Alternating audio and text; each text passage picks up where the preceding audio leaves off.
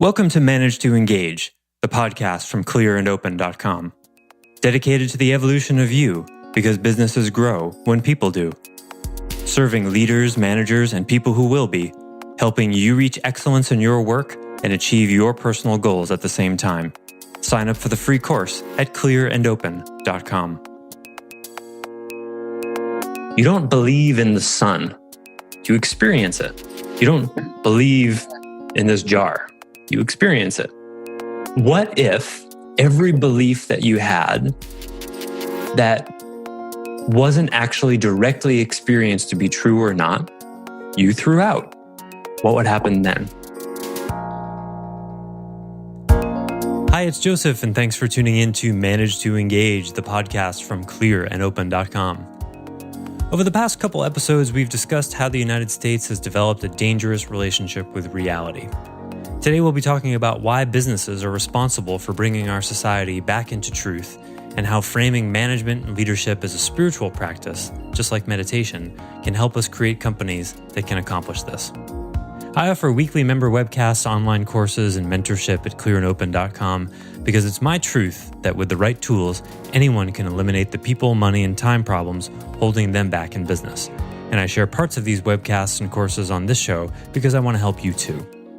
If you're enjoying the show and learning from it, I'd love your feedback. If you're listening to the show on an Apple device, all you have to do is open up the podcast app, view the full description of this episode, and click the link to leave a rating and review for the show. Thanks so much for listening. Let's start the show.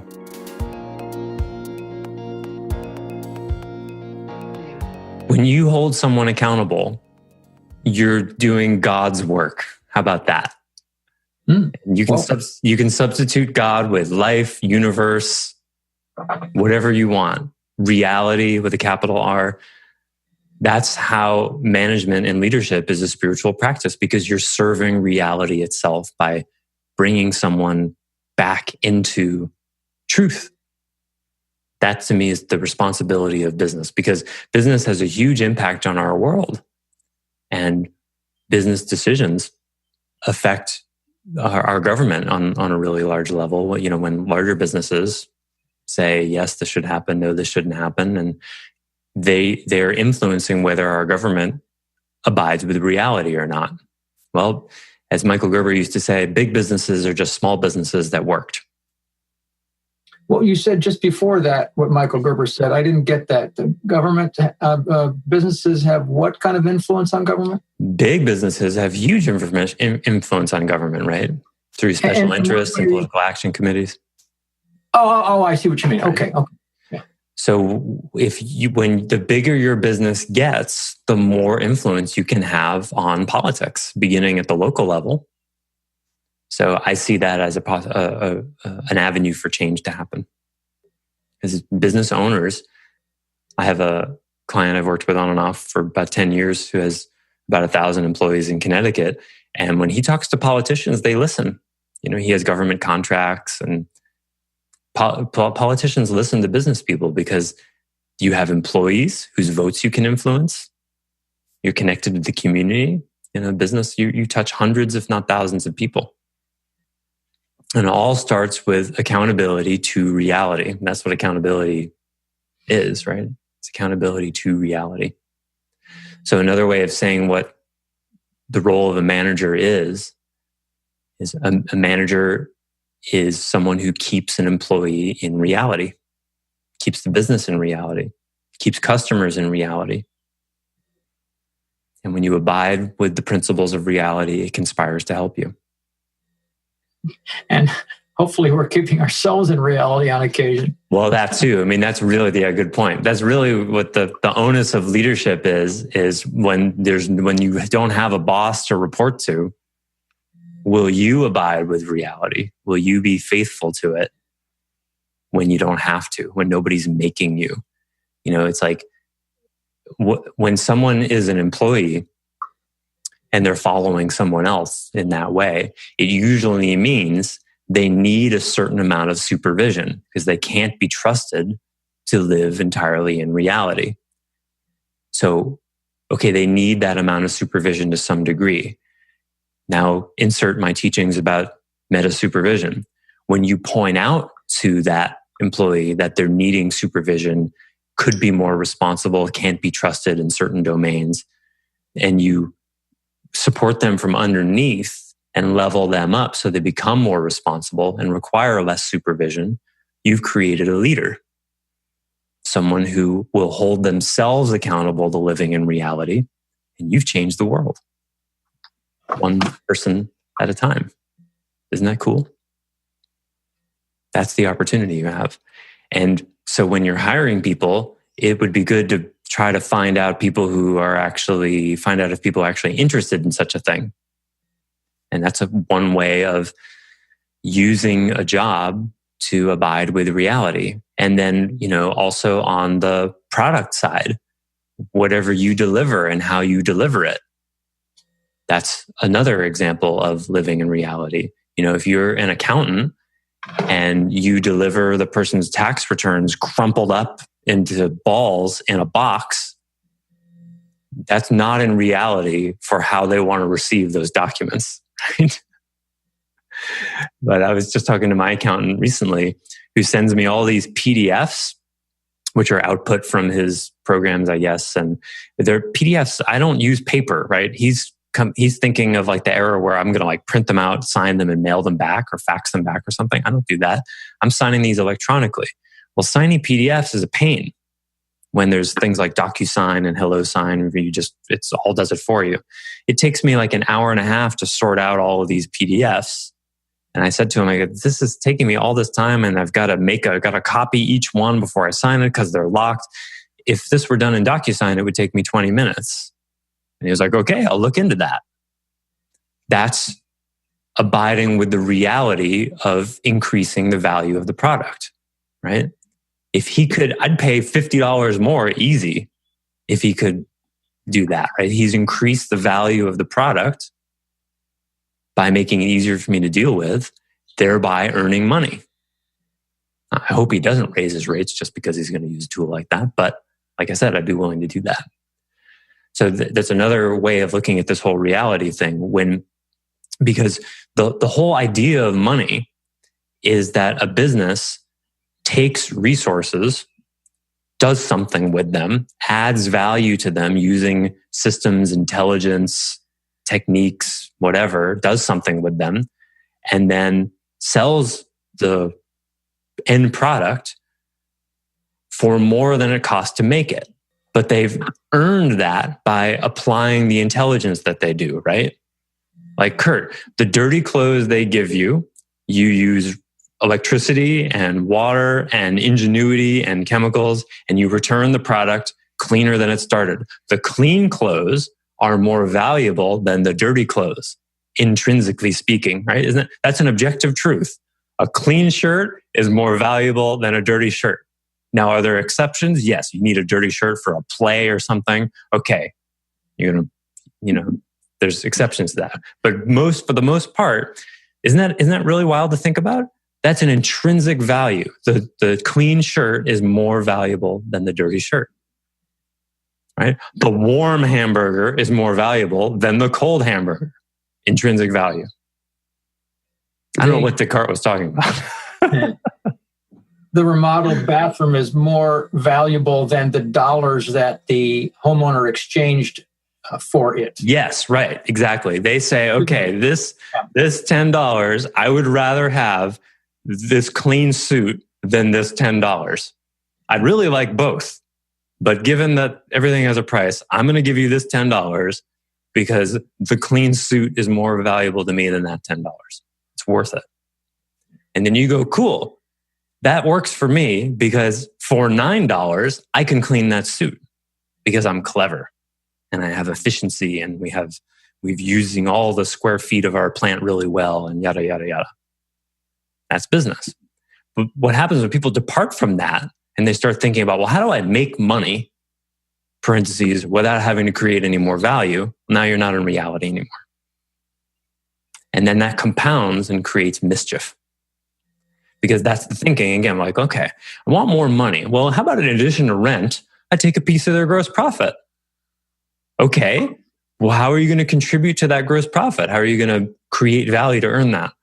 By sitting on my couch eating potato chips? Does that help with the gross profit? No. Well, I don't care. I want it anyway. And then money and value no longer travel in parallel lines, right? The money has increased and the value hasn't. And that's bubble. That's speculation bubble. And life looks at it and goes, that's not going to last so long because you're making stuff up here. Coming back to something you said earlier about accountability, you were connecting accountability with, I forget the term you used about making the world better. And then you, a little bit after that, you talked about that's something that part of our jobs as leaders is to help our employees become better by holding them accountable and so they can learn to be more in reality with our help. I'm looking for foundational, most upstream things that I can think about as an individual who happens to not have a boss in the sense that our employees do, to hold myself accountable and to learn and improve. Is living in reality kind of one of those foundational, most upstream or almost most upstream things? Oh, I don't know anything more upstream than that. Okay. Yeah. Okay. The harder question is what's immediately downstream of that, right? So then the question is, in what ways are you not living in reality? And this is where the whole coaching and therapy industry is based largely on what's called limiting beliefs. Now, what I don't like about limiting beliefs as a phrase, Tony Robbins, certainly one of the people who made that famous. What I don't like about limiting beliefs is it's kind of a euphemism for bullshit. I like distorted beliefs, but I get why people use limiting beliefs. But to me, it doesn't make the point quite firmly enough because it doesn't actually speak to the problem of belief in general. So when someone has a belief, like the example I use all the time, if I tell you there's on Thoreau Street in Concord, Massachusetts, there's a place called New London Style Pizza, place I grew up going to. I still remember their phone number, has some of the best pizza on the entire East Coast. If you haven't been there, you have to believe that or not, right? So let's say you trust me and you believe, you're going to believe that now. You have a belief, but you don't know whether it's true. And the next time you're in Concord, Massachusetts, maybe you show up and see if that belief were true. That's what a belief is. It's a placeholder for an experience. You don't believe in the sun. You experience it. You don't believe in this jar. You experience it. What if every belief that you had that wasn't actually directly experienced to be true or not, you threw out? What would happen then? Or another way of saying it is, in what ways are you living according to a belief that is just a belief and not actually an experience? And because this is what happens in our unconscious. We have beliefs about men, women, white people, black people, business, government, politicians. And that's what a prejudice is, right? When you see someone of a certain color across the street and suddenly you have a thought about them that's not based in any kind of direct experience, it's a belief. It might be based on some past experience, right? Racism, for example, is a distorted kind of belief. It's a belief that I know something about that person because of the color of their skin. I don't know why this stuff, it's not talked about in sort of the mass conversation of mainstream culture. It never gets really beyond, well, racism is wrong. Okay, well, why? Why is it wrong? Well, it's not critical thinking, for one. You don't actually know anything about that person. You have a belief. Now, you might be right, but you might be wrong. And it's just not intelligent to operate with the belief that because that person is, purple, then it means they eat too much pizza. Well, every other person I met that's purple eats too much pizza. So that purple guy over there, I bet you eats too much pizza. Better hide my pizza from him or else he might steal it, right? That's not critical thinking. Now, you might be right because you've had some past experience with some purple people and their pizza eating.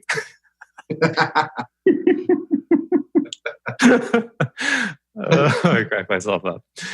The purple people, pizza eaters, experience you've had, the purple pizza eater people prejudice you have.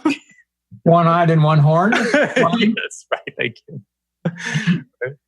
But you're supposed to go, okay, mind, here's my critical mind showing up. Okay, the last 10 purple people I experienced, I perceived as eating too much pizza. Maybe this one will too, but I don't know that actually for sure. So I'm going to keep an open mind and see.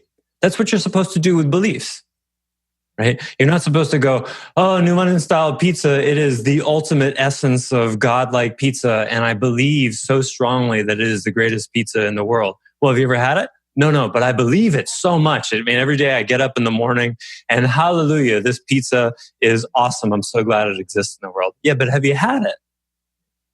No. Well, then you don't really know, do you? Go find out. That's the point of belief. And when you experience the belief being true again and again and again, well, then it can become a sort of theory and eventually a lived experience, you know? My experience, I had a belief about water early on in my life that it was wet. And then I experienced water enough times and I found that it was wet every time. And now I don't have to believe that water is wet. It's just my experience.